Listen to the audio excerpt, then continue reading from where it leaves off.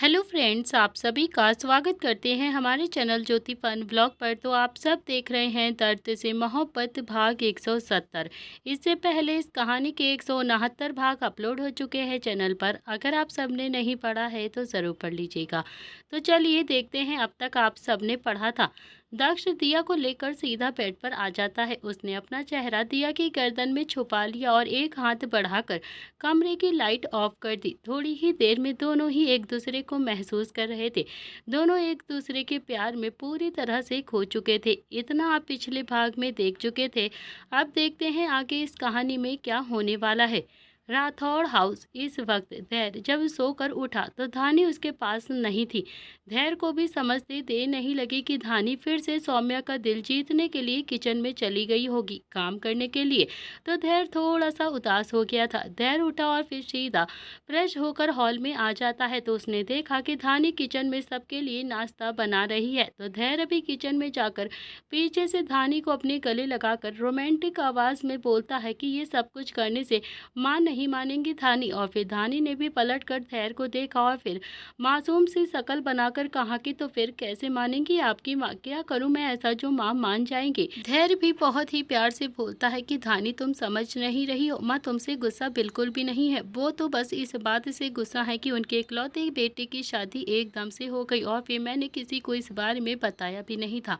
लेकिन तुम अभी समझ रही हो ना कि वो अभी तुमसे गुस्सा है। ऐसा कुछ नहीं है। चलो अच्छा ठीक है, एक बात बताओ तो मुझे, हमारी शादी की बात खुलने से पहले क्या माँ ने तुम्हारे साथ कोई भी गलत बिहेव किया था?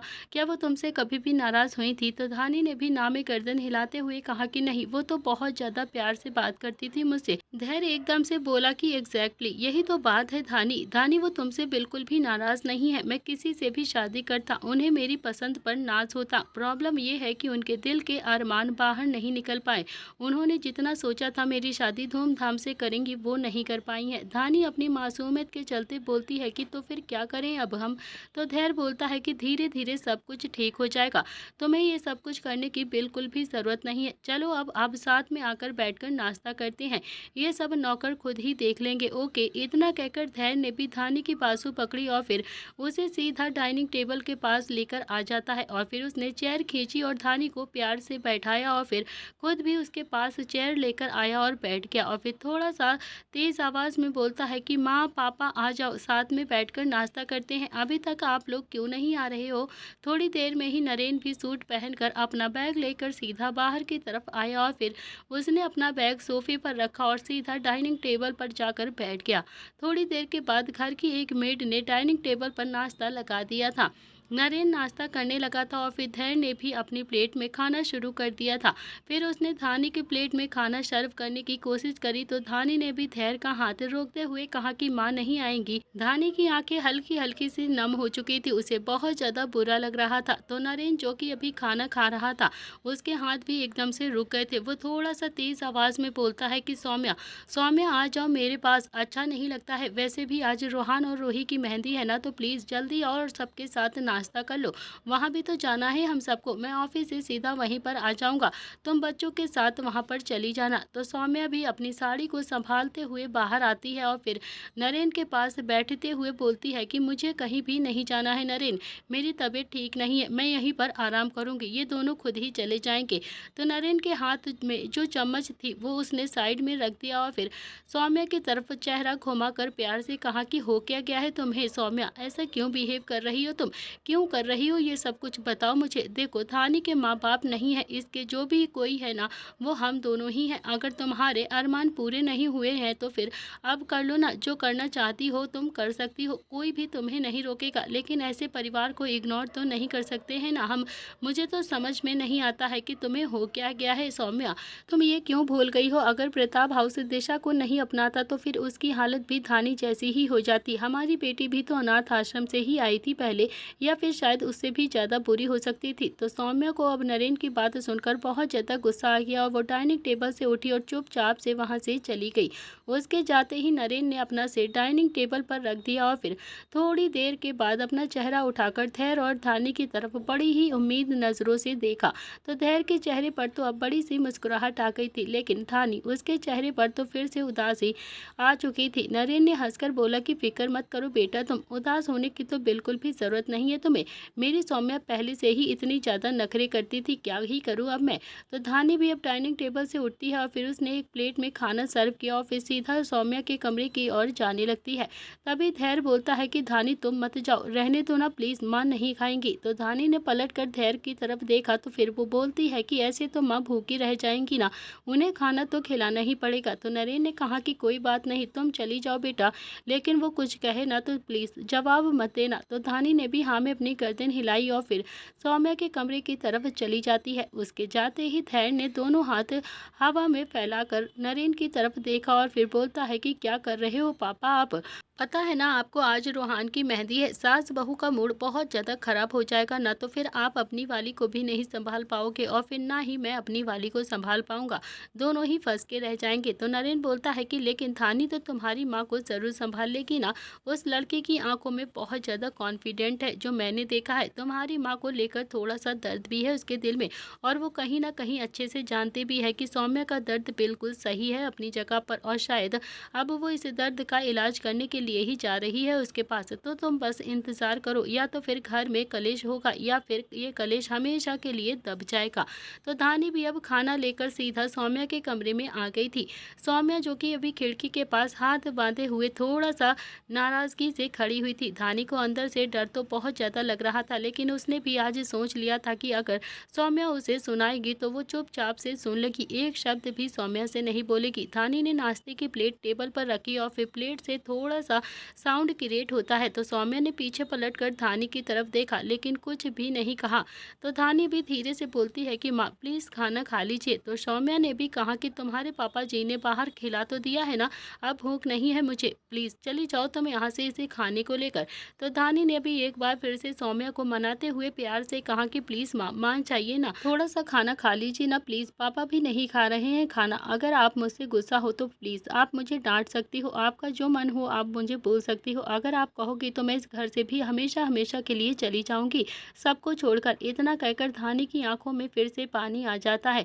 तो सौम्या ने थोड़ी से गुस्से में धानी की तरफ देखा और फिर बोलती है कि तुम्हारी इतनी हिम्मत कि तुम घर से चली जाओगी, तुमने सोचा भी कैसे इस घर से जाने के लिए? बेशक से मैं इन सब चीज़ों से बिल्कुल भी खुश नहीं हूँ, लेकिन मैं अच्छे से देख रही हूँ कि धैर्य तुम्हें कितना ज़्यादा प्यार करता है, कितना ज़्यादा रिस्पेक्ट करता है और ये नहीं चाहती हूँ कि मेरा बेटा का प्यार उससे दूर हो जाए, समझी? तुम कहीं भी नहीं जाओगी, अब ये खाना उठाओ और जाओ यहाँ से, समझ गई ना तुम? और तुम क्या जानो एक माँ का दर्द क्या होता है, तुम्हें नहीं एहसास है इस चीज़ का? इतना कहकर सौम्या ने धानी से मुंह फेर लिया और फिर धानी जो कि अब तक अपने आंसुओं को जैसे तैसे कंट्रोल कर रही थी और वो एकदम से बह गए थे, उसकी आंखों से झरने निकलने लगे थे। तो धानी ने अपने आंसुओं को पोंछा और फिर बहुत ही धीरे से कहा कि सही कहा है आपने माँ, मुझे नहीं पता है कि क्योंकि मैं तो एक माँ हूँ ही नहीं और ना ही मेरी कोई माँ है। इतना कहकर धानी भी अब उस कमरे से बाहर जाने लगती है और फिर तभी सौम्या उसने भी पलट कर धानी की तरफ देखा और फिर अब जाकर सौम्या ने भी ये महसूस किया था कि उसने शायद गुस्से में धानी को बहुत ज़्यादा हर्ट कर दिया है,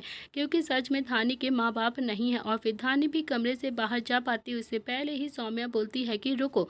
सौम्या के रोकने पर धानी जल्दी से अपने आंसुओं को पोंछती है और फिर खुद को संभाल लेती है और फिर उसने थोड़ा सा खुशी के साथ पलट कर सौम्या की तरफ देखकर बोलती है कि जी कहिए मम्मी जी, क्या हुआ? तो सौम्या बोलती है कि तुमसे नाराज़ नहीं हूँ मैं, सबसे पहले ये दिमाग से फितूर तो बिल्कुल निकाल ही देना कि मैं तुमसे नाराज़ हूँ। मैं तुमसे इसीलिए बात नहीं कर रही हूँ क्योंकि मैं तुमसे गुस्सा हूँ, समझ गई ना? मैं तुमसे बिल्कुल भी नाराज़ नहीं हूँ। और फिर हाँ, तुम्हारी और धैर्य की शादी की विधि को लेकर मैं थोड़ा सा टेंशन में हूँ। मैं नहीं चाहती थी कि मेरे बेटे की शादी ऐसे हो, लेकिन अब जो कुछ भी हो गया है अब मैं कुछ भी नहीं कर सकती हूँ। खैर छोड़ो, जाकर कह दो अपने पापा से कि सौम्या नाश्ता कर लेगी और फिर नाश्ता करने के बाद तैयार हो जाना, हम तीनों ही प्रताप हाउस चलेंगे, हम तीनों आज साथ में जाएंगे, समझी ना तुम? मैं तुमसे बिल्कुल भी नाराज़ नहीं हूँ। तो सौम्या ने ये बात थोड़ी सी अकड़ कर कही थी।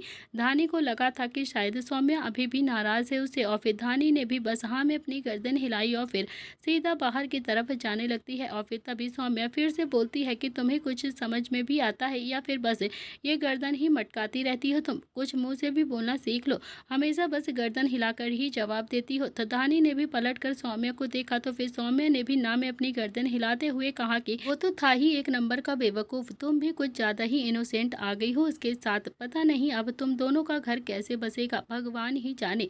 तो धानी तो अभी भी बहुत ही ज़्यादा हैरानी से सौम्या को देख रही थी और फिर सौम्या जो धानी के पास होकर से बोलती है कि तुम इतनी ज़्यादा मासूम क्यों हो? इतना ज़्यादा मासूम और सीधा नहीं होना चाहिए आज के ज़माने में। धानी अपनी तारीफ सुनकर थोड़ा सा आंखें झुका लेती है। तो सौम्या ने भी धानी के गाल को छू कर हिलाते हुए कहा कि मुझे तो यकीन नहीं आता है कि धैर्य को तुम जैसी लड़की कहाँ से मिल गई, वरना काम तो उसके जूते खाने वाले हैं, मगर तुम्हारी जैसी अच्छी लड़की उसके नसीब में कैसे आ गई। सौम्या धानी को लेकर बाहर आई और फिर बाहर आते ही नरेन और धैर्य ने जैसे ही सौम्या और धानी को एक साथ में आते हुए देखा, उनकी आंखें तो बाहर आने को तैयार हो गई थी। दोनों ही काफी ज्यादा हैरान थे। नरेन ने धैर्य को देखकर कहा कि मैंने कहा था ना, या तो सब कुछ ठीक हो जाएगा या फिर बहुत ही ज्यादा बवाल मच जाएगा, लेकिन लगता है कि सब कुछ ठीक हो गया है, अब तो मजा ही मजा है। सौम्या ने धानी को अब चेयर पर बैठाया और फिर खुद भी नरेन के पास जाकर बैठ गई और फिर बोलती है, मानने का मन तो मेरा बिल्कुल भी नहीं हो रहा था, लेकिन क्या करूं, इस लड़की को लगता है कि मैं इससे बहुत ज्यादा नाराज हूं, मैं इससे गुस्सा हूं और फिर इसीलिए मुझे मानना पड़ा, समझे तुम दोनों।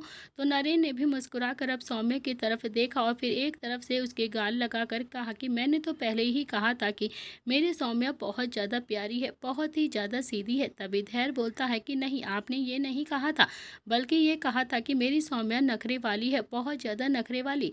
तो सौम्या ने भी गुस्से में नरेन की तरफ घूर कर देखा तो नरेन ने एक चम्मच उठाकर धैर्य की तरफ मारते हुए कहा कि तू ना थोड़ा सा कम ही बोला कर, तेरा मुंह ना बहुत ज्यादा चलने लगा है, दिन भर पटर पटर कहता रहता है, कोशिश कर मेरे जैसे बनने की, क्योंकि मुझे तो शादी के 40 साल का तजुर्बा हो चुका है और तुम्हारी शादी को तो अभी 4 महीने भी नहीं हुए हैं सही से, तो संभल कर रहो बरखुरदार, बहुत ही जल्द तुम्हारी बैंड बजेगी, क्योंकि बीवी सीधी हो या फिर तेज, आदमी को तो नचा कर ही रखती है। तो नरेन की ये बात सुनकर तो सब हंसने लगे थे और फिर सबने प्यार से बैठकर एक साथ नाश्ता किया। इधर दूसरी तरफ प्रताप हाउस में मेहंदी की तैयारियां हो चुकी थी, लेकिन रोहान वो तो अभी शुभ के साथ उसके कमरे में था। तो शुभ तो अभी चेयर पर बैठा हुआ था और रोहान जो जेब में हाथ डालकर ठीक शुभ के सामने खड़ा हुआ था उसे निहार रहा था। तभी शुभ बोलता है कि अगर रुद्र भैया को ये पता चला ना कि तुम सब इन सब चीजों में इन्वॉल्व होना चाहते हो तो उन्हें बहुत ज्यादा बुरा लगेगा और शायद वो बहुत ज्यादा गुस्सा भी करेंगे।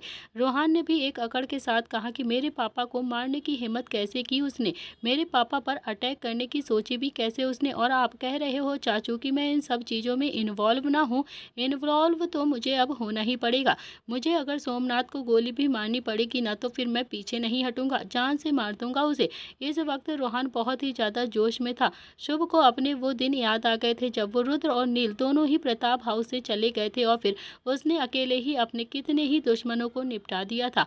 आज रोहान के अंदर भी शुभ और खुद को देखकर वो बहुत ही ज्यादा खुश हो रहा था। शुभ ने भी फिर से रोहान को समझाते हुए कहा कि कल तुम्हारी शादी है बेटा, आज मेहंदी का फंक्शन है घर में, ये सब कुछ शादी के बाद भी तो हो सकता है, अभी कुछ भी करने की जरूरत नहीं है, तुम खुद को शांत कर लो। तो रोहान ने भी नामे गर्दन हिलाते हुए कहा कि नहीं चाचू, जब तक सोमनाथ को मैं नहीं मार दूंगा ना तब तक मैं पैरों पे नहीं बैठूंगा।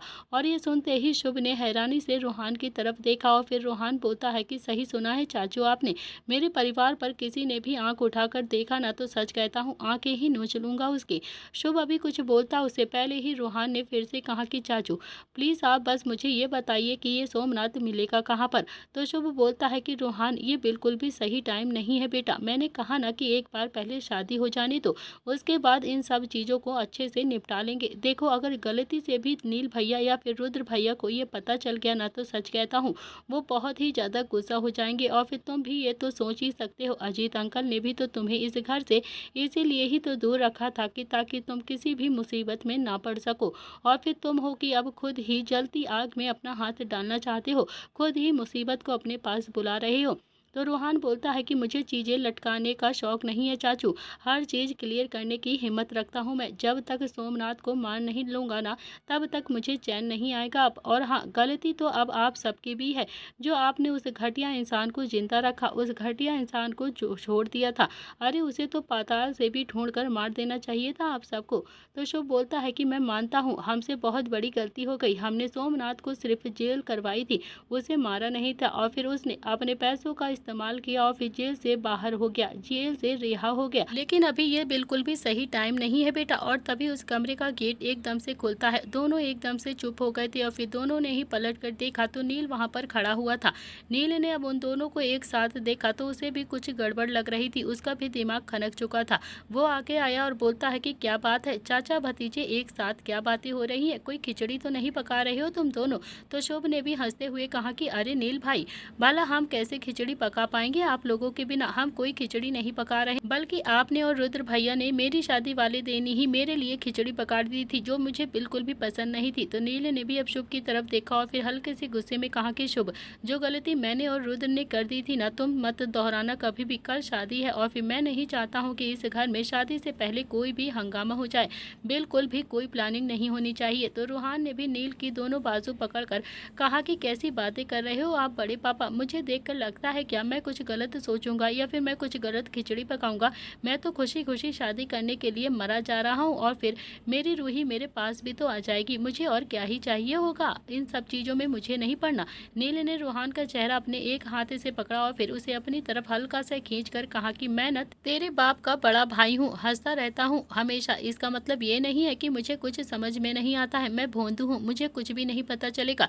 ये जो तू छोटे शेर के पास बैठकर मीटिंग कर रहा था ना, तेरे दिमाग में कुछ ना कुछ तो जरूर पक रहा है, कुछ ना कुछ गड़बड़ तो जरूर है तुम दोनों के दिमाग में अब। तो इसे ना अब पके हुए खाने को अपने तक ही रखना, बाहर मत लेकर आ। मैं नहीं चाहता हूँ कि इस घर में अब कुछ भी उल्टा सीधा हो जाए। शांति है और खुशी है, इसे ऐसे ही बरकरार रहने दे। रोहान कुछ बोलता उससे पहले ही नील ने रोहान का चेहरा छोड़ दिया और फिर उसके गाल को थपथपा कर कहा कि हमें तेरी टेंशन होती है, इसीलिए सलाह दे रहा हूँ तुझे, बुरा मत मानना, समझा? तो रोहान ने भी अब नील को अपने गले लगाया और फिर बोलता है कि अरे बड़े पापा, आपकी बातों का क्यों बुरा मानूंगा, मानना पड़ेगा, आपकी बातों में दम तो होता है। आप तो मुझे पापा से भी ज़्यादा अच्छे लगते हो, क्योंकि आप शक्ल देखकर ही दिल का हाल चाल सब जान लेते हो। तो नील ने भी अब रोहान को खुद से थोड़ा सा दूर किया और फिर हैरानी से बोला कि रोहान, कोई गड़बड़ तो नहीं है ना? अगर कोई भी गड़बड़ है तो तू हमें बता दे। तो रोहान मुस्कुरा कर नील को देखने लगा और फिर चुपचाप से वहां से चला गया। और उसके जाते ही नील ने शुभ की तरफ घूर कर देखा तो शुभ भी खड़ा होकर बोलता है कि अब मुझे ऐसे क्यों घूर रहे हो भैया, मैंने क्या किया है? मैंने कुछ भी नहीं किया है मेरे बड़े भाई, मुझे ना इस सब चीज़ों से दूर ही रखो, आप मुझे मत देखो, मैं कुछ भी नहीं कर रहा हूँ। रुद्र भैया आपको देखते हैं और फिर आप मुझे देखने लग जाते हो, मुझे ना यार बहुत ज़्यादा डर लगने लगता है, मुझे प्लीज़ मत ही देखो। इतना कहकर शुभ भी वहाँ से चला गया और फिर नील चाचा भतीजे को ऐसे देख रहा था जैसे कुछ न कुछ तो उसके समझ में आ रहा था। धीरे धीरे अब प्रताप हाउस में भी चहल पहल बढ़ने लगी थी, सब मेहमान आने जाने लगे थे। मेहंदी का फंक्शन स्टार्ट हो चुका था। रोहान के चेहरे की मुस्कुराहट साफ बता रही थी कि वो आज कितना ज़्यादा खुश है और रोहान को खुशी देखकर सचदेवा फैमिली भी बहुत ज़्यादा खुश थी। प्रताप फैमिली दोनों ही बहुत ज़्यादा खुश हो रही थी, सब मिलकर आपस में डांस कर रहे थे। लड़कियों का भी मेहंदी लगवाने का बहुत ज़्यादा मन हो रहा था। रोहान भी रूही के नाम के अपने हाथों पर मेहंदी लिखवा रहा था और फिर वो भी अपने भाइयों के साथ मिलकर डांस कर रहा था। अंशिका और अरमान वो दोनों भी आज खूब मस्ती कर रहे थे, आपस में डांस कर रहे थे। दोनों का रिश्ता सबने एक्सेप्ट जो कर लिया था। अब बस रूही रोहान की शादी के बाद अंशिका और अरमान का भी नंबर आ चुका था, दोनों की ही शादी होने वाली थी। लेकिन नील जो अलग खड़ा हुआ अभी सबको प्यार से देख रहा था, आज उसके चेहरे पर भी ना तो शरारत थी और ना ही मुस्कुराहट थी। उसे कहीं ना कहीं थोड़ा सा डर लग रहा था कि कहीं रोहान कुछ उल्टा सीधा न कर दे, लेकिन ये भी जानता था कि वो अपने पापा पर ही क्या है, कुछ किए बिना मानेगा भी नहीं। और फिर थोड़ी देर में ही शुभ नील के पास एक ड्रिंक लेकर आता है और फिर बोलता है कि लो भाई, सोडा है, सोडा भी तो पी ही सकते हो ना, भाभी की बच्ची बता रही थी कि आपको गैस बहुत ज़्यादा होती है, इसीलिए थोड़ा सा सोडा पी लीजिए तो आपकी तबीयत ठीक रहेगी। नील ने गुस्से में शुभ की तरफ घूर कर देखा और फिर उसके हाथ से वो ड्रिंक ले ली और फिर अपना एक हाथ शुभ की गर्दन में लपेटते हुए कहा कि तुम चाचा भतीजे सुबह से क्या बातें कर रहे थे, क्या बातें कर रहे थे बता मुझे। शुभ भी थोड़ा सा उसका हाथ छुटाकर बोलता है कि अरे नील भाई, मुझे से बिल्कुल भी मत पूछो, आप ना आपका भतीजा है, जाकर उसी से ही पूछ लीजिए। तो नील ने भी शुभ की तरफ देखा और फिर कहा कि शादी है कल उसकी और मैं बिल्कुल भी नहीं चाहता हूँ कि वो कुछ भी उल्टा सीधा कर दे जिससे घर में सारी टेंशन बढ़ जाए। तो शुभ ने अपने दोनों हाथ हवा में फैलाकर कहा कि तो जाकर कहो ना अपने भतीजे से, मुझे क्यों देख रहे हो आप? यार मैं आ तो गया हूँ आपके पास, लेकिन आपसे ना बर्दाश्त ही नहीं हुआ है जो मैं आपके साथ इतना ज़्यादा अच्छे से बिहेव करता हूँ। इतना कहकर शुभ वहाँ से निकल लिया और फिर नील उसे तो टेंशन हो गई थी कि आखिर रोहान करना क्या चाहता है। और फिर थोड़ी देर में ही रोहान नाचता हुआ नील के पास आया और फिर उसने भी नील को डांस करते हुए खींच लिया। तो नील और रोहान दोनों ही अब आपस में डांस कर रहे थे और अब जाकर नील के चेहरे पर भी थोड़ी थोड़ी सी मुस्कुराहट आ गई थी। नील को अब रोहान के साथ डांस करके थोड़ा थोड़ा सा अच्छा भी लग रहा था। धीरे धीरे पूरी फैमिली एक दूसरे को खींच रही थी डांस करने के लिए और फिर सब डांस करने लगे थे। और ऐसे ही मेहंदी का फंक्शन भी खत्म हो जाता है। सब बहुत ही ज़्यादा खुश लग रहे थे। अंशिका अपने कमरे में बैठी हुई मेहंदी को ही देखे जा रही थी। अंशिका अरमान का नाम अपने हाथों में लिखवाना चाहती थी, लेकिन ना जाने क्या सोचकर उसने अपने हाथों में अरमान का नाम नहीं लिखवाया था। उसे थोड़ा थोड़ा सा घबराहट और डर भी लग रहा था कि कहीं उसे कोई देख ना ले इस नाम के साथ। इसी बात का दुख उसे थोड़ा थोड़ा सा हो रहा था और फिर तभी अरमान चुपके से अंशिका के कमरे में आ जाता है। अंशिका ने अरमान को देखा तो उसकी आंखें तो हैरानी से फैल गई थी और दिल में एक घबराहट सी होने लगी थी। वो हल्के से गुस्से में बोलती है कि तुम क्यों आ गए यहाँ पर, तुम गए नहीं अभी तक। तो अरमान बोलता है कि अरे भाई ने जाने ही नहीं दिया। तो अंशिका ने कहा कि और इसीलिए तुम यहाँ पर आके मेरे कमरे में। तो अरमान बोलता है कि तो तुम्हें क्या लगता है कि मैं ऐसा मौका जाने देता अपने हाथों से, कभी भी नहीं। तुम्हें पता है जब रोहान भाई ने कहा कि तो यहाँ पर रुक जा, तो पापा मुझे कैसे घूर घूर कर देख रहे थे, जैसे अभी के अभी खा जाएंगे, अभी के अभी एक बार में ही निगल जाएंगे। जबकि उन्हें अच्छे से पता है कि मैं जाऊंगा उनकी बेटी के पास जरूर, मगर फिर भी मुझे ऐसे खा जाने वाली नज़रों से देख रहे थे कि जैसे मुझे अभी के अभी अपने मुंह में ही रख लेंगे। वो मुझसे इतना ज़्यादा इनसिक्योर फील क्यों करते हैं यार, हमेशा हद हो गई है। तो हाथों में शीशे में ही उतार कर क्यों नहीं रख लेते हैं जब इतना ज़्यादा इनसिक्योरिटी फील होती है। अंशिका गुस्से में बोलती है कि शेट आप, पापा है वो मेरे, कुछ भी बोलते रहते हो तुम। अब तो उन्होंने हमारा रिश्ता भी एक्सेप्ट कर लिया है ना, तो फिर अब क्यों मेरे पापा के बारे में हमेशा उल्टा सीधा बोलते रहते हो। तो बिल्कुल भी अकल नहीं है तुम्हें बोलने की। तो अरमान भी अंशिका के थोड़ा सा करीब गया और फिर उसने अंशिका को पीछे से अपने गले लगाकर अपना चेहरा अंशिका की गर्दन में प्यार से छुपा लिया और फिर बहुत ही प्यार से बोलता है कि तुम क्या पापा पुराण लेकर ही बैठ जाती हो यार, हमेशा बस पापा पापा नाम लेकर ही जपती रहती हो। छोड़ो ना, हम अपनी बातें करते हैं, आपस में टाइम स्पेंड करते हैं। अच्छा दिखाओ ना तुमने अपने हाथों में मेरा नाम कहाँ पर लिखवाया है, मुझे भी तो देखना है। तो अंशिका ने हल्का सा पलट कर उदासी भरे लहजे में कहा कि मैंने नहीं लिखवाया है तुम्हारा नाम कहीं भी अपने हाथों में। मुझे मेहंदी वाली ने पूछा भी था कि मैं किसका नाम लिखवा दूं आपके हाथों में, लेकिन पता नहीं क्यों मैं ना तुम्हारा नाम नहीं बोल पाई। मुझे ना बहुत ज़्यादा शर्म भी आ रही थी और कहीं ना कहीं डर भी लग रहा था। अरमान ने अंशिका को उदास देखा तो उसके माथे को चूम कर प्यार से बोलता है कि अरे यार, तो इसमें उदास होने वाली क्या बात है, इतना ज़्यादा उदास क्यों हो गई तुम, मैं अभी लिख देता हूँ ना तुम्हारे नाम पर अपना नाम। इतना कहकर उसने पास रखी एक मेहंदी की कीप उठाई और फिर अंशिका के हाथों पर अपना प्यार से नाम लिख दिया। अंशिका अरमान के नाम को ही देखती रहती है। अरमान ने वो नाम इतनी सफाई के साथ लिखा था कि कोई भी मेहंदी देखता तो साफ पहचान ही ना पाता कि इस मेहंदी में अरमान का नाम भी है या फिर नहीं, क्योंकि उसने इस तरह से लिखा था वो अरमान का नाम पता ही नहीं चल पा रहा था। अंशिका अरमान को हैरानी से देखकर बोलती है कि कितने हाथों में मेहंदी लगाई है तुमने पहले भी। तो अरमान ने भी अंशिका की तरफ देखकर हंसकर कहा कि अरे बहुत हाथों में मैंने अपना नाम लिखा है पहले, तुम्हें क्या पता है, तभी तो देखो कितनी सफाई के साथ नाम लिख दिया है मैंने तुम्हारे हाथों पर, किसी को भी नहीं पता चलेगा। तो अंशिका तो अब गुस्से में अरमान को देखने लगी थी और फिर अरमान ने भी कीप एक साइड में रख दी और फिर अंशिका की कमर पर अपना हाथ रखकर उसे खुद से सटाते हुए प्यार से कहा कि अंशिका, वो मेरी झांसी की रानी, हमारी शादी कब होगी यार, मैं तो अब बिल्कुल भी इंतजार नहीं कर पा रहा हूँ, मैं कब तक तुमसे ऐसे ही दूर दूर से प्यार करूंगा। तुम्हारे बाप को तो मुझ पर थोड़ा सा भी तरस नहीं आता है, क्या करूँ हे भगवान। अंशिका हंसकर बोलती है कि तरस आता भी है तभी तो हमारी शादी के लिए मान गए हैं, थोड़ा सा तरस तो उनको आ ही गया है तुम्हारे ऊपर, वरना तुम जानते हो ना मेरे पापा को कैसे हैं वो। तो अरमान ने फिर से अंशिका को अपने पीछे से गले लगाकर प्यार से कहा कि अंशिका भी कसमसाते हुए बोलती है कि मेरी मेहंदी खराब हो जाएगी, अरमान प्लीज़ छोड़ो मुझे, नहीं तो मेहंदी खराब हो जाएगी। अरमान ने अंशिका के बालों को एक साइड किया और फिर उसकी गर्दन पर अपने होंठ रख दिए और फिर अंशिका ने भी कसकर अपनी आंखें बंद कर ली थी। अंशिका के रोंगटे एकदम से खड़े हो रहे थे और दिल की धड़कनें तो डबल स्पीड के साथ भाग रही थी। अरमान ने अपनी पकड़ और कस ली और फिर थोड़ी देर तक तो अरमान के होंठ अंशिका की गर्दन पर ऐसे ही हरकतें करते रहते हैं। अंशिका बोलती है कि बस करो ना अरमान, ये सब कुछ ना बिल्कुल भी ठीक नहीं है, जाओ यहाँ से अभी ना, कोई देख लेगा, हमें यहाँ पर अच्छा नहीं लगता है, मौका देखते ही तुम मेरे कमरे में आ जाती हो। तो अरमान बोलता है कि तो कहाँ जाऊँ, तुम्हारे बहन के कमरे में, तुम्हारी तो कोई बहन भी नहीं है यार, फिर नहीं तो मैं वहीं पर चला जाता। तो अंशिका ने भी घूम कर अब अरमान को छोटी आंखें करके घूर कर देखा और फिर अरमान ने भी अपने होंठ अंशिका के होंठों पर रख दिए और उसे किस करने लगा। अंशिका और अरमान दोनों ही एक दूसरे की किस में डूब चुके थे। अंशिका भी अरमान के प्यार में एकदम से खो चुकी थी। थोड़ी देर के बाद अंशिका अरमान एक दूसरे से थोड़े से दूर हुए और फिर अरमान ने अंशिका का माथे से माथा लगाकर उसे बहुत ही प्यार से बोलता है कि अंशिका, सच में अब मुझसे ना बिल्कुल भी नहीं रहा जाता है, कब होगी हमारी शादी, मैं ना बिल्कुल भी इंतजार नहीं कर पा रहा हूँ। तो अंशिका बोलती है कि बड़े पापा कह रहे थे रोहान भैया की शादी के बाद वो हमारी शादी की तारीख भी पक्की कर देंगे और जल्द ही हमारी शादी कर देंगे। यह सुनकर तो अरमान के चेहरे की मुस्कुराहट और भी ज़्यादा बढ़ गई थी। दोनों ही एक दूसरे को मुस्कुराहट के साथ देखने लगते हैं।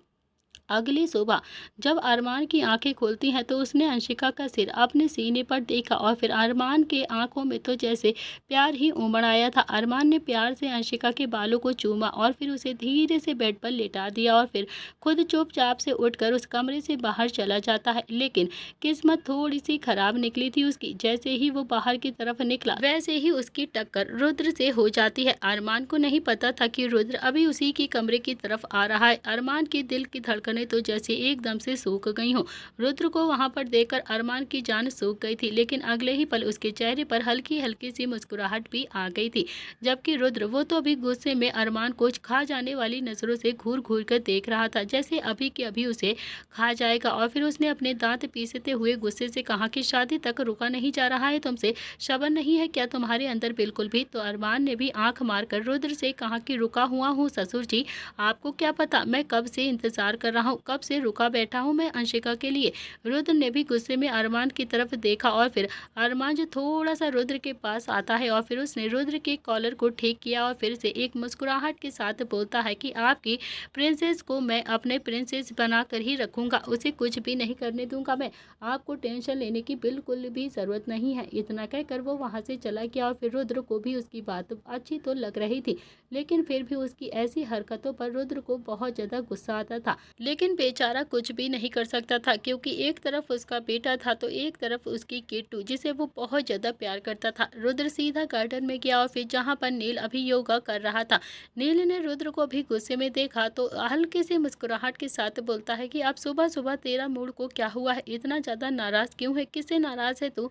तो रुद्र ने भी दांत पीसते हुए कहा कि कल मैंने रोहान को मना किया था कि अरमान को ना रोके, उसे अपने घर जाने दे, लेकिन मेरी बात तो सुनता ही नहीं है वो, मेरी बात तो उसके दिमाग में जाती ही नहीं है, मुझसे गुस्सा हो जाता है वो। अरमान पूरी रात अंशिका के कमरे में उसके साथ था।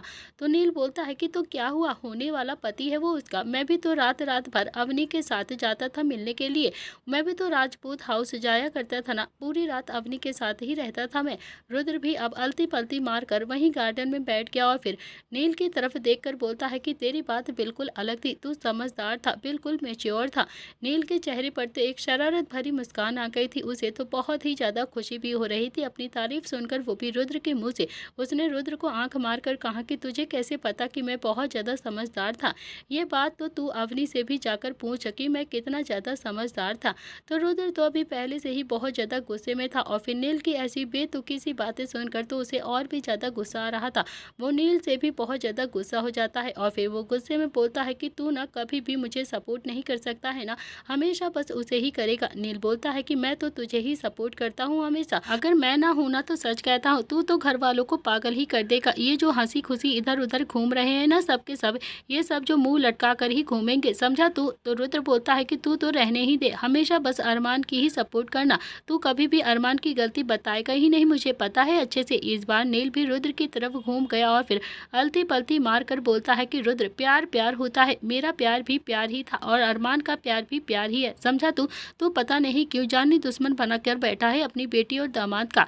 यार मुझे तो समझ भी नहीं आता है, तुझे अरमान का प्यार दिखाई क्यों नहीं देता है? वो नहीं रह सकता है अंशिका से दूर, वो बहुत ज़्यादा प्यार करता है अंशिका की, तभी तो बहाने बनाकर भी हमारे घर पे आ जाता है और फिर अब तो उसका हक भी बनता है अंशिका के ऊपर, क्योंकि वो बहुत ही जल्द उससे शादी करेगा। तो जानता है अंशिका की आदत, वो भी मिनट में बहुत जल्दी गुस्सा हो जाती है और फिर मिनट में मान भी जाती है। उसके नखरे बस अरमान ही उठा सकता है और कोई भी नहीं, इतना नखरे कोई भी नहीं उठाएगा। और फिर अपने नज़रिए को बदल ले थोड़ा सा। रुद्र भी कुछ नहीं बोलता है, शायद उसे नील की बात बिल्कुल समझ में आ भी रही थी।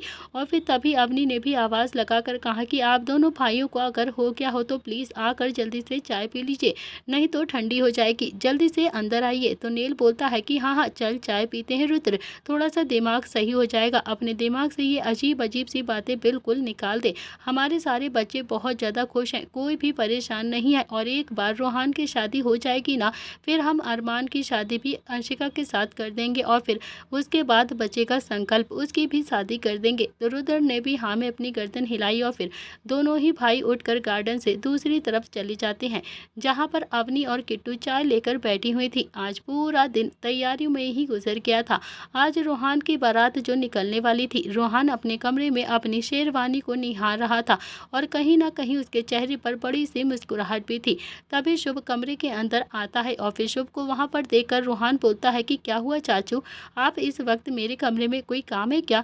तो शुभ ने भी थोड़ा सा टेंशन से कहा कि एक बार और सोच ले तू रोहान, बहुत ज़्यादा गड़बड़ हो जाएगी। मुझे तो यकीन नहीं आ रहा है कि मैं तेरी बातों को मान क्यों रहा हूँ, मैं तेरी बातों में कैसे आ गया, अपने भाइयों को भी कुछ नहीं बता पा रहा हूँ, कुछ गलत हो गया ना तो सच कहता हूँ। दो परिवारों के बीच में जो इतने सालों के बाद मिठास बनी है ना, वो बहुत ही जल्द कड़वाहट में बदल जाएगी, इसीलिए रोहान प्लीज़ एक बार और तू सोच ले।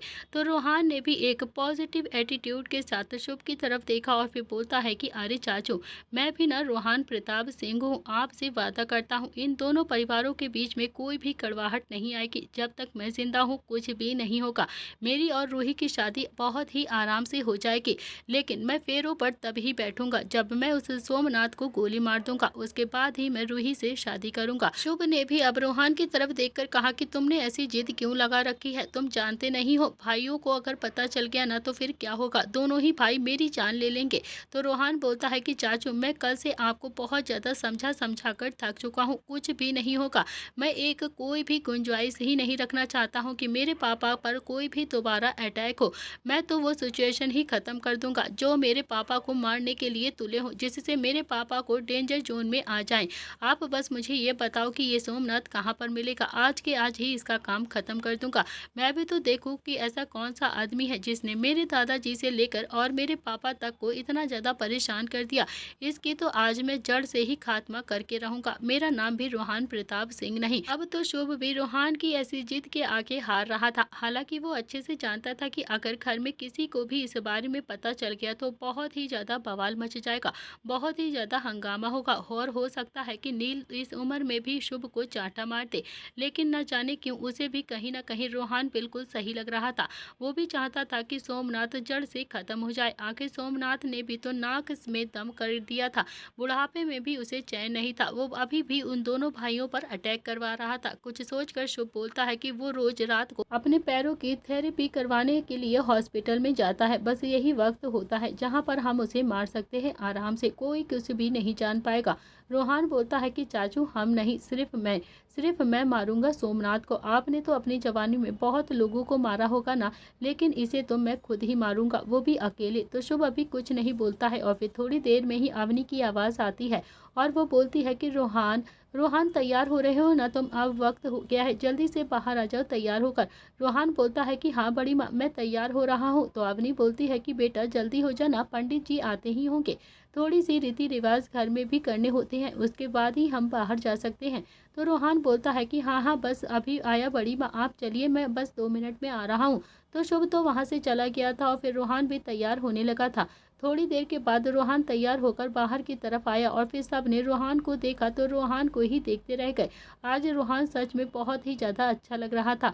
वाइट कलर की शेरवानी में रोहान बिल्कुल रुद्र की परछाई लग रहा था, सच में उसे बहुत ज़्यादा अच्छा लग रहा था। किट्टू तो देखती ही रह गई थी, उसे एकदम से वो पल याद आ गया था कि जब रुद्र भी बारात लेकर राठौड़ हाउस आया था तो बिल्कुल ऐसे ही अकड़ के साथ खड़ा हुआ था। किट्टू की आंखों में भी हल्का हल्का सा पानी आ गया था। उसे अपने बेटे में रुद्र की परछाई दिखाई दे रही थी। तो वहीं किट्टू के पीछे खड़ी शिखा, उसकी भी आंखें हल्की हल्की सी नम हो गई थी। उसने रोहान की बलाइयां ले ली और फिर किट्टू आगे आती है, उसने रोहान की बाजू पकड़ी और फिर उसे हल्का सा खींचते हुए कहा कि चल चल बैठ, थोड़ी सी रश्मि कर लेते हैं। कितना ज़्यादा टाइम लगाता है तू तैयार होने में, बिल्कुल अपने पापा की तरह। इतना कहकर वो भी रोहान को लेकर सीधा सोफे के पास आ जाती है और फिर उसने रोहान को सोफे पर प्यार से बैठा दिया। और तभी निव्यांश हाथ में एक पगड़ी लेकर आता है और फिर बोलता है कि ये रह गई है चाची, इसे भी तो पहनाना है ना, आप तो भूल ही गई थी, ये तो सबसे ज़्यादा इम्पोर्टेंट है। तो रोहान भी अब निव्यांश की तरफ देखकर बोलता है कि तो तुम ही पहना दो ना मेरे बड़े भाई। और फिर संकल्प ने, निर्भय ने और धैर्य ने, सब ने मिलकर वो पगड़ी रोहान को अच्छे से पहना दी थी। सब के सब बहुत ज़्यादा खुश थे। बंदरों की टुकड़ी भी आज रोहान की शादी के लिए बहुत ज़्यादा एक्साइटेड हो रही थी। इस वक्त पूरे प्रताप हाउस के लोग बहुत ही ज़्यादा भावुक भी हो चुके थे। वो एक ऐसा दिन देख रहे थे जो उन्होंने अपने सपने में भी कभी नहीं सोचा था। उन्होंने कभी नहीं सोचा था कि वो रुद्र के बेटे की भी शादी कर सकते हैं कभी। रुद्र और नील के अलावा तो किसी को भी नहीं पता था कि रोहान जिंदा है, और रोहान अगर जिंदा है तो उनके साथ कभी आकर रह भी सकता है। थोड़ी देर में ही बाहर ढोल नगाड़े सब बजने लगे थे और फिर बंदरों की टुकड़ी सारे भाई मिलकर नाचने लगे थे। रोहान भी बाहर आया और फिर निव्यांश ने भी नाचते नाचते रोहान को भी अब बीच गोल में खींच लिया और फिर रोहान भी अपने भाइयों के साथ मिलकर नाचने लगा था। आज बंदरों की टुकड़ी बहुत ज़्यादा खुश लग रही थी। अंशिका, अरमान, निशी, निर्भय सब बहुत ज़्यादा मस्ती से नाच रहे थे। नियति और निव्यांश भी बहुत ज़्यादा खुश नजर आ रहे थे। दोनों ही एक कपल की तरह वहाँ पर खड़े हुए थे। दादा दादी ने भी अपने परिवार को इतना ज़्यादा खुश देखा तो एक बार फिर से उनकी आंखों में पानी आ गया। उनकी आंखें भी हल्की हल्की सी नम हो गई थी। थोड़ी देर के बाद रोहान की बारात पूरे जोरों से निकल रही थी और संकल्प का तो एकदम अलग ही स्वैग चल रहा था। वो तो कुछ ज़्यादा ही बहुत मस्ती के साथ डांस कर रहा था। और फिर तभी निर्भय भी डांस करता हुआ उसके पास आता है और बोलता है कि तुझे क्या हो गया है, तू इतना ज़्यादा पागल क्यों हो गया है, तू कितना ज़्यादा नाच रहा है यार, कोई बात है क्या। संकल्प नाचता हुआ बोलता है कि यार अब मेरा नंबर है ना, तो अब घर वाले मेरी शादी के बारे में भी तो सोचेंगे। अंशिका की तो उन्होंने अरमान से शादी पहले ही फिक्स कर दी है, अब तो बचा मैं, अब मेरी भी बहुत जल्द शादी हो जाएगी। बस यही सोच सोच कर मैं बहुत ज़्यादा खुश हो रहा हूँ और नाच रहा हूँ। तो धैर्य ने भी संकल्प की बात सुन ली थी तो उसे भी एकदम से हंसी आ गई थी। वाकई में संकल्प सबसे ज़्यादा अलग था, बिल्कुल अनोखा। धैर्य भी मन ही मन खुद से बोलता है कि हे भगवान, इसकी ज़िंदगी में भी किसी अच्छी लड़की को भेज दो ना प्लीज़। मेरा दोस्त बहुत ही ज़्यादा अच्छा है, वरना इतना अच्छा दोस्त खो देंगे हम। आखिरकार बारात वेन्यू पर पहुंच गई थी और फिर जहां जिया और वृंदा दोनों ही स्वागत के लिए अब मेन गेट पर खड़ी हुई थी तो दक्ष भी आके आया और फिर उसने रोहान को घोड़ी से नीचे उतारते में थोड़ी सी हेल्प करी और फिर गले लगाया और फिर उसे इज्जत के साथ चौखट तक लेकर आ जाता है। तो जिया ने भी अब रोहान की प्यार से आरती उतारी और फिर रोहान को इज्जत के साथ अंदर लेकर आ जाती है। लेकिन जैसे ही वो अंदर जाने के लिए पलटी तो पीछे से नील बोलता है कि मेरी भी तो आरती उतार दीजिए डॉक्टर हसीना, क्या आप हम सब की आरती नहीं उतारेंगी। तो जिया ने भी अब गुस्से में पीछे से पलट कर देखा और फिर नील को खा जाने वाली नजरों से देखकर बोलती है कि बुढ़ापा आ गया है लेकिन फितरत नहीं बदली है तेरी। तो नील ने भी अपने कॉलर पर हाथ मारते हुए स्टाइल से कहा कि बुढ़ापा आ गया होगा तुम्हें, मुझे अभी भी बुढ़ापा नहीं आया है समझी, मैं तो अभी भी वैसे ही जवान हूँ। तो जिया भी नील की बातों से इरिटेट हो गई थी और फिर उसने अपनी आरती की थाली अवनी के हाथ में थमाते हुए कहा कि ले अपने पति की आरती आराम से उतार ले, जितना भी ये चाहे ना इसकी आरती उतारती रहना, बेचारे की किसी ने भी आरती नहीं उतारी है अभी तक। तो अवनी भी हंसकर बोलती है कि मैंने तो इनकी बहुत ज़्यादा आरती उतारी है दीदी। यह सुनकर तो सब नील को देखने के लगे थे और फिर हंसने लगे थे और फिर तभी नील सबको देखकर इरिटेट होकर बोलता है कि सब अपनी अपनी पत्नियों से आरती उतरवाते हैं तो फिर ज़्यादा हंसने की किसी को भी ज़रूरत नहीं है, ऐसे दांत क्यों फाड़ रहे हो सबके सब। वो खड़ा है ना जय, उससे जाकर पूछो जिया ने जय की कितनी आरती उतारी है, वो खुद ही बता देगा। तो जय ने भी अब सबकी तरफ देखकर हंसकर कहा कि बस करो ना सर, क्यों मेरी इतनी ज़्यादा खिंचाई करते हो सबके सामने, बस भैया मेरा तो कोई भी इसमें हाथ नहीं है, चलो अब सब लोग अंदर चलते हैं। तो नील ने भी अब जय की एक साइड से गले पर हाथ लगाया और कहा कि भाई अब तो तुम समधी बन गए हो हमारे, अब तो सर कहना छोड़ दे मुझे। तो जय के चेहरे पर तो बड़ी सी मुस्कुराहट आ गई थी और फिर वो नील के लेकर अंदर आ जाता है। थोड़ी देर के बाद रोहान भी स्टेज पर बैठा हुआ था और रूही जो धीरे धीरे कदमों के साथ चलती हुई सीधा स्टेज की तरफ आ रही थी। रोहान के चेहरे की मुस्कुराहट तो बढ़ती जा रही थी और दिल में उसके न जाने कितने सालों का सुकून भर गया था। लेकिन उसने फिर भी अपनी कलाई की ओर देखा जिसमें अभी 8 बज रहे थे। तो रोहान ने अभी फिर से शुभ की तरफ देखा और फिर शुभ ने एक बार फिर से ना में अपनी गर्दन हिला दी और फिर रोहान के चेहरे पर तो बड़ी सी मुस्कुराहट आ गई। दोनों ही चाचा भतीजे इशारों में कुछ बातें कर रहे थे। थोड़ी देर के बाद रूही स्टेज पर आती है और फिर रोहान ने उसे हाथ देकर स्टेज पर लेकर आ जाता है और फिर दोनों ने ही एक दूसरे के गले में अच्छे से माला डाली और सब ताली बजाने लगते हैं। थोड़ी देर के बाद फोटो सेशन भी स्टार्ट होने लगा था और सब रूही के साथ फोटो खिंचवा रहे थे। जैसे तैसे 3-4 घंटे ऐसे ही बीत गए थे और फिर अब तो फेरों का वक्त हो गया था। पंडित जी ने भी नील की ओर देखा और कहा कि दूल्हे को बुला लीजिए, फेरों का वक्त हो गया है, अब इससे अच्छा मुहूर्त बाद में नहीं निकलेगा। तो नील ने भी अब निव्यांश की ओर देखा और फिर निव्यांश ने भी हाँ में अपनी गर्दन हिलाई और फिर वो रोहान के पास उसे लेने के लिए आ जाता है। फिर उसने रोहान से कहा कि चलो पंडित जी बुला रहे हैं तुम्हें, फेरों का वक्त हो गया है रोहान। तो रोहान भी अब निव्यांश की तरफ देखते हुए बोलता है कि निव्यांश मुझे ना अभी वॉशरूम जाना है, मैं बस अभी 5 मिनट में आ रहा हूँ। तो निव्यांश ने भी थोड़ा सा हैरानी से कहा कि यार इतनी देर से तू यहाँ पर आराम से बैठा है, तब क्यों नहीं गया तू वॉशरूम, अब जब पंडित जी बुला रहे हैं तब तुझे वॉशरूम जाना है। तो रोहान बोलता है कि यार तब तक नहीं आ रहा था, अब मैं क्या करूँ, अब आ रहा है तो जाना पड़ेगा ना। तो निव्यांश ने भी नील की तरफ देखते हुए छोटी सी उंगली से इशारा किया और फिर नील भी समझ गया था। नील ने पंडित जी की तरफ देखकर कहा कि बस अभी आधे घंटे में आ रहा है रोहान, तब तक आप पूजा की तैयारी कर लीजिए। तो पंडित जी बोलते हैं कि ठीक है यजमान, जल्दी से बुला लीजिएगा, अभी थोड़ा सा वक्त है। तो निव्यांश भी अब रोहान को लेकर एक कमरे में चला गया था और फिर रोहान ने भी जल्दी से अपनी माला उतार कर टेबल पर रखी और फिर निव्यांश भी अपने फ़ोन की स्क्रीन को देख रहा था। रोहान बोलता है कि यार मैं खुद ही कर लूँगा, तू जाना नियति के साथ एंजॉय कर, अपने पुराने दिन याद कर ले, नियति के साथ जाकर तू बाहर बैठ, मैं खुद ही आ जाऊँगा जब मुझे हो जाएगा। तो निव्यांश ने ऊपर से लेकर नीचे तक रोहान को बड़े ही गौर से देखा जैसे कोई सवाल करना चाहता हो और फिर बोलता है कि नहीं कोई बात नहीं, मैं यहीं पर खड़ा रहता हूँ ना, मुझे कोई प्रॉब्लम नहीं है। वैसे भी माँ कहती है कि ऐसे वक्त में दूल्हे को अकेला बिल्कुल भी नहीं छोड़ते हैं, तो मैं तुझे छोड़कर कहीं भी नहीं जाऊँगा। तो रोहान ने थोड़ा सा हंसकर कहा कि यार पक्का तू नहीं जाना चाहता है ना यहाँ से। तो रोहान ने भी अपनी शेरवानी को उतार दिया था और फिर निव्यांश ने कहा कि अबे इसे क्यों उतार रहा है तू, इसके साथ भी तो जा सकता है ना। तो रोहान बोलता है कि यार गंदी हो जाएगी ना, इसीलिए इसे उतार दूंगा, आराम से तसल्ली से वॉशरूम में जाऊंगा तभी तो आराम से होगा, नहीं तो फिर बार बार होने लगेगा।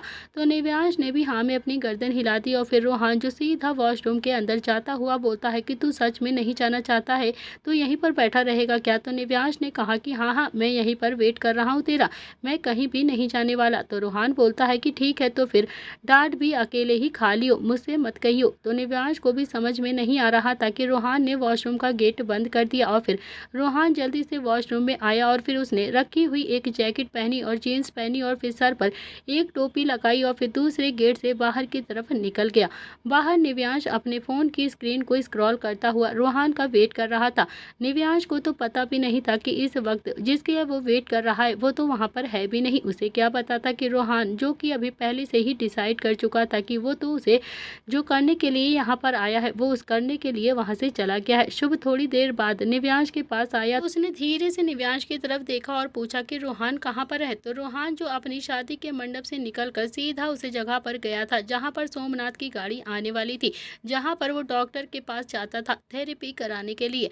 तो रोहान जो कि सड़क के बीचों बीच में खड़ा हुआ था, सुनसान सड़क थी, उसके हाथ में एक गन थी जिसे आज वो सोमनाथ के सीने में उतारने वाला था। हालांकि रोहान कभी भी सोमनाथ से मिला नहीं था, लेकिन उसके पापा पर अटैक सोमनाथ ने किया था, ये सोचकर ही रोहान को बहुत ज़्यादा गुस्सा आ रहा था। वो अपने पापा पर अटैक नाम सुनकर ही बहुत ज़्यादा चिलचिला गया था और गुस्से में सोमनाथ को मारने के लिए चला गया था। था। उसके बाद जब वो शुभ से इस बारे में बात करने के लिए गया था तो शुभ ने भी सोमनाथ का पूरा काला चिट्ठा रोहान के सामने खोलकर रख दिया था, जिसकी वजह से रोहान का गुस्सा अब दुगना हो गया था और उसने ये फाइनली अब डिसाइड कर ही लिया था कि आज तो वो इस समस्या को जड़ से ही खत्म करने वाला है। आज वो सोमनाथ को मारकर हमेशा के लिए खत्म कर देगा। तो रोहान ने भी अपनी घड़ी में जब टाइम देखा तो 20 मिनट बीत चुके थे। रोहान अब खुद से ही बड़बड़ाते हुए बोलता है कि यार पता नहीं कब आएगा ये सोमनाथ। और फिर तभी पीछे से किसी ने रोहान के कंधे पर अपना हाथ रखकर कहा कि आने ही वाला होगा, थोड़ा सा पेशेंस रख ले, बस आ ही रहा होगा। लेकिन बड़ी हिम्मत की बात है यार कि तू अपनी ही शादी से निकलकर सोमनाथ को मारने के लिए यहाँ पर आ गया। तू ना सच में बहुत ज्यादा हिम्मत वाला है। तो रोहान ने भी अब पलट कर देखा तो वहाँ पर अरमान खड़ा हुआ था। अरमान ने दोनों हाथ फैलाकर कहा कि वैसे किया तो बहुत गलत है, ऐसे नहीं आना चाहिए था तुझे, तू ना बिल्कुल पागल है, पागल। ससुर जी को अगर पता चल गया ना तो फिर उनका इकलौता बेटा अपनी शादी से ही भाग गया है, अपनी शादी से ही छोड़कर किसी दुश्मन को मारने के लिए गया है, तो वो बहुत ही ज़्यादा गुस्सा हो जाएंगे, बहुत ज़्यादा आफत हो जाएगी।